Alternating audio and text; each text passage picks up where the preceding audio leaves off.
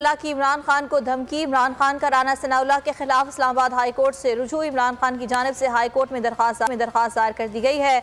Bureau chief Islamabad Siddique जान हमारे साथ मौजूद है, मजीद उनसे जानेंगे। जी सिद्दीक, बताइएगा। जी बिल्कुल, इमरान खान साहब की जानिब से राना सनाउल्लाह के बयान के खिलाफ इस्लामाबाद हाई कोर्ट से रुजू किया गया है।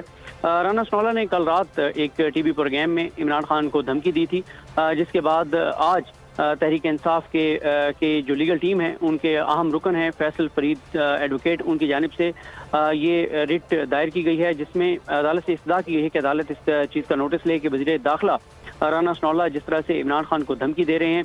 और आज सुबह ये मामला पहले भी अदालत के सामने रखा गया था, जब फैसल फरीद एडवोकेट ने एक और केस में अदालत के सामने ये मामला रखा था कि राना सनाउल्लाह ने कल रात ये बयान दिया, तो उस पर अदालत की जानिब से ये कहा गया था कि आप इस पर अलग से दरखास्त लेकर आएँ, क्योंकि उन्होंने राना सनाउल्लाह का जो बयान है उसकी कटिंग जो प्रिंट हुआ था वो अदालत के सामने रखा था और कहा था कि अदालत देखे कि वज़ीर दाखिला किस तरह के बयान दे रहे हैं। तो अदालत ने उसी वक्त कहा था, chief justice Islamabad high court justice Aamir Farooq साहब ने ये बात कही थी कि आप इस पर अलग से दरखास्त लेकर आएँ। तो फौरी तौर पर दरखास्त जो है, रिट पिटीशन जो है वो दायर कर दी गई है।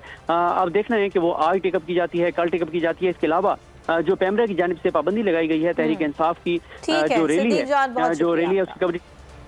पीटीआई के चेयरमैन इमरान खान न्याजी के भांजे अहसान न्याजी खिलाफ कराची में भी मुकदमा दर्ज कर लिया गया है।